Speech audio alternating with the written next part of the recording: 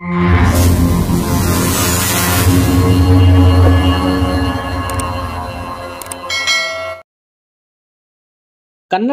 ಪ್ರಮುಖ ಕವಿ, ಲೇಖಕ, ಅಧ್ಯಾಪಕರಾಗಿರುವಂತಹ ಎನ್ ಪ್ರಹ್ಲಾದರಾವ್ ಅವರು ಜೂನ್ 10, 1920ರಲ್ಲಿ ಜನಿಸಿದರು. ಇವರ ಸ್ಥಳ ಶಿವಮೊಗ್ಗ ಜಿಲ್ಲೆಯ ಶಿಕಾರಿಪುರ ತಾಲೂಕಿನ ಮಂಡಗದ್ದೆ.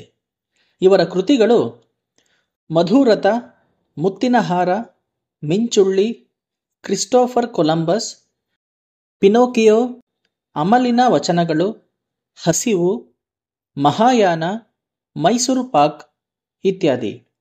ಪ್ರಶಸ್ತಿಗಳು ಇವರಿಗೆ ಕರ್ನಾಟಕ ರಾಜ್ಯ ಸಾಹಿತ್ಯ ಅಕಾಡೆಮಿ ಪ್ರಶಸ್ತಿ ಮುಂತಾದ ಪ್ರಶಸ್ತಿ ಪುರಸ್ಕಾರಗಳು ಲಭಿಸಿವೆ.